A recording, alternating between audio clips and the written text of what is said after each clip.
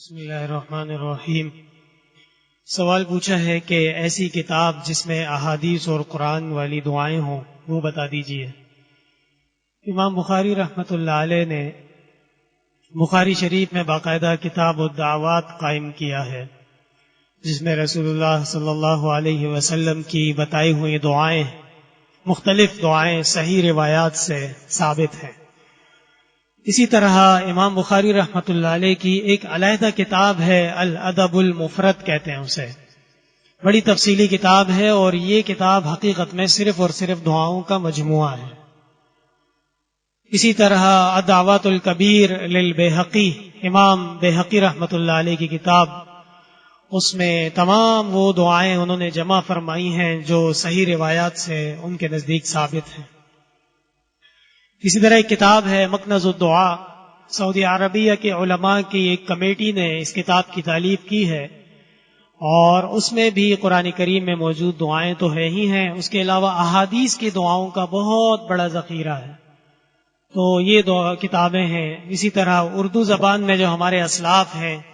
حضرت مولانا اشرف علی تھانوی رحمۃ اللہ علیہ کی مناجات مقبول، اور بے شمار کتابیں ہیں جس میں دعائیں بھی ہیں، جس میں اذکار بھی ہیں۔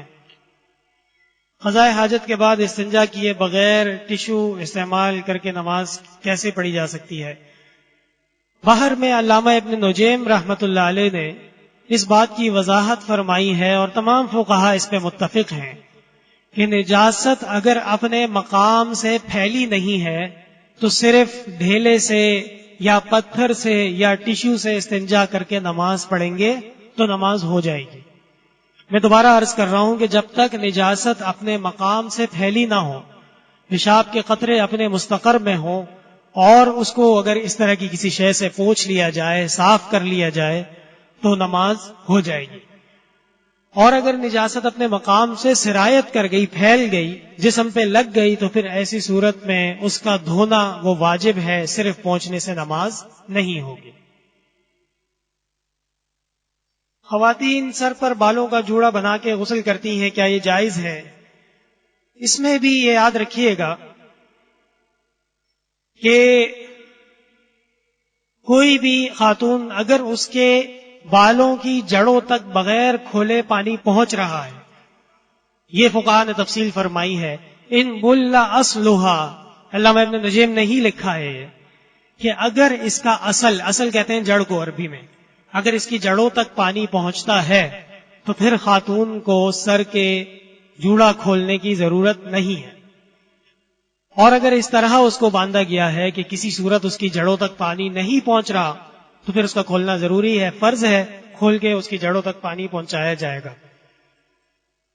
بچے کی پیدائش کے کتنے عرصے بعد تک شوہر کا آنا منع ہے؟ بچے کی پیدائش کے بعد جو خاتون کو عذر لاحق ہوتا ہے اسے شریعت میں نفاس کہتے ہیں۔ نفاس کی کم سے کم مدت کی کوئی متعین نہیں ہے، یہاں تک کہ اگر کسی خاتون کو ولادت کے بعد چند منٹ کے لیے خون آیا، یہ اس کا نفاس ہے،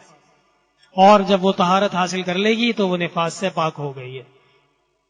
البتہ نفاس کی زیادہ سے زیادہ مدت فقہاء کرام نے 40 دن مقرر فرمائی ہے،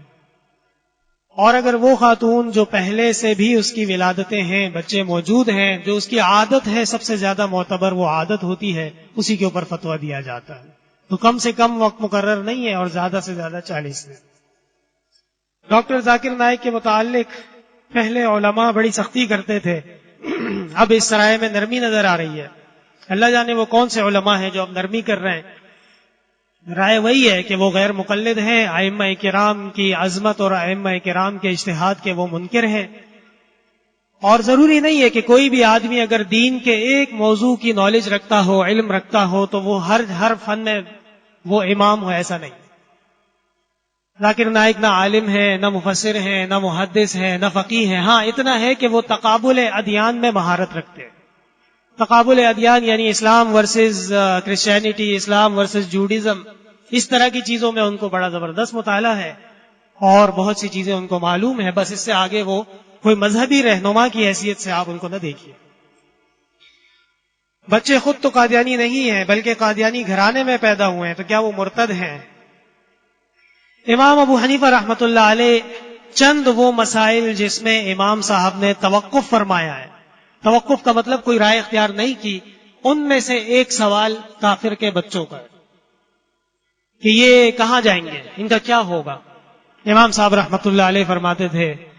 کہ اللہ تبارک و تعالی بہتر جانتے ہیں، ہاں لیکن بعد میں علماء کرام نے مزید جب کچھ دلائل ان کے سامنے آ گئے، تحقیق سے اہل سنت والجماعت یہی ابھی ان کا عقیدہ ہے اور یہی فتویٰ ہے کہ نابالغ بچہ وہ مکلف نہیں ہے، یعنی اللہ تعالیٰ کے احکام کا نافرمان نہیں ہے، وہ نہ اس پہ نماز فرض ہے نہ اس پہ روزہ فرض ہے، تو وہ امید ہے کہ اللہ تبارک و تعالیٰ اس کو معاف فرما دیں گے، اور جو گناہ اس نے کیے ہی نہیں ہے تو اس کی پکڑ کیوں ہوگی۔ کیا قادیانیوں کی اشیاء کا استعمال حرام ہے؟ اگر ایسا ہے تو دیگر فرقوں کی اشیاء حرام کیوں نہیں ہے؟ کسی بھی شے کے حرام یا حلال ہونے میں دار و مدار اس کی بنیاد اشیاء ترکیبیہ پہ ہوتی ہے، اس پہ نہیں ہوتی کہ یہ فلاں بیچ رہا ہے، یہ قادیانی بیچ رہا ہے، یہودی بیچ رہا ہے، نہیں، وہ شے جو ہے اس کی اجزاء ترکیبیہ، اس کا مٹیریل کیا ہے یہ دیکھنا پڑے گا، اور اگر وہ ذبیحہ ہے تو پھر ظاہر بات ہے کہ ذبیحہ بھی دیکھنا پڑے گا کہ کس نے کیا ہے، کون سے عقیدے والے انسان نے کیا ہے۔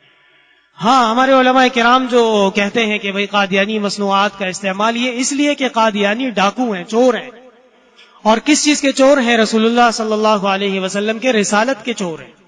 اس پہ انہوں نے ڈاکہ ڈالنے کی کوشش کی اتنی عظیم مقام پہ، تو ان سے ہمارا ناراضگی، ہمارا بائیکاٹ، غصے کا اظہار، اس لیے ان سے رشتہ ہے، اسی لیے ان سے اٹھنا بیٹھنا، ہر قسم کی چیزیں علماء کرام نے منع فرمائی ہیں۔ ورنہ سورہ صف پوری سورہ ممتحنہ پوری سورت ان احکام میں نازل ہوئی ہے، جو تمہیں مارتا نہیں، جو تمہیں پیٹتا نہیں، جو تمہیں گھر سے نکالتا نہیں ہے، اللہ تعالیٰ نے ان لوگوں سے تمہیں لین دین سے منع نہیں کیا ہے۔ تو بہرحال یہ مسئلہ اس طرح ہے، تفصیلی ہے۔ یہ قرآن پر ہاتھ رکھ کے جھوٹی قسم کھا لی اور اب کفارہ دینا چاہتا ہے، نہیں، یہ اتنا بڑا گناہ ہے، قرآن پر جھوٹی قسم کھانا یا اللہ تبارک و تعالیٰ کے نام پہ جھوٹی قسم کھانا ماضی کے بارے میں، مستقبل کے بارے میں نہیں۔ مستقبل کے بارے میں ہوگا تو پھر وہی کفارہ 10 مسکینوں کا 2 وقت کھانا کھانا وہ کرنا پڑے گا، اور اگر نہیں کر سکتا تو 10 مسکینوں کو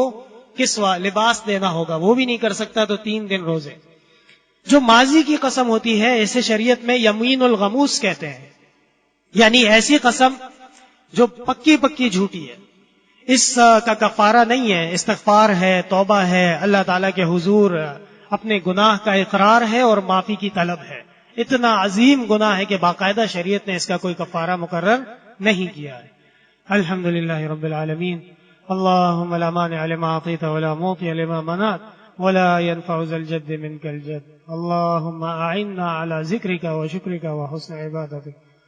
استغفر اللہ ربی من کل ذنب واتوب الیہ۔ حضرت والد صاحب رحمۃ اللہ علیہ کے حق میں دعا فرمائے، اللہ تعالیٰ ان کی قبر کو جنت کا باغ بنائے، درجات مزید بلند فرمائے، جنت الفردوس میں انبیاء، صلحاء، شہداء کے ساتھ مقام عطا فرمائے۔ اور بہت سارے ایسے لوگ ہیں جو دنیا سے تشریف لے گئے، اللہ تعالیٰ ان کے لیے عافیت کا معاملہ فرمائے اور حساب و کتاب آسان فرمائے، مشکلات آسان فرمائے۔ جو اس دنیا میں موجود ہیں اللہ تبارک و تعالیٰ ایمان نصیب فرمائے، اور اسی طرح عمل جو کہ سنت کے موافق ہو، اخلاص والا ہو، اور جناب نبی کریم صلی اللہ علیہ وسلم سے ثابت ہو، اللہ تعالیٰ ایسے اعمال کی طرف ہمارا رجحان پیدا فرمائے۔ اس مدرسے کے لیے اور اس کی شاخوں کے لیے، اس کے طلباء کے لیے، اس کے استادوں کے لیے، سب کے لیے دعا فرمائے، اللہ تعالیٰ سب پہ اپنا خاص فضل و احسان، رحمت، نصرت نازل فرمائے۔ جو ہمارے حضرات بھائی یہاں تشریف لائے ہیں جمعہ کی ادائیگی کے لیے، اللہ تبارک و تعالیٰ ان کی دعائیں قبول فرمائے، مشکلات آسان فرمائے، پریشانیاں دور فرمائے۔ صلی اللہ تعالی علی خیر خلقہ محمد وعلی آلہ وصحبہ اجمعین برحمتک۔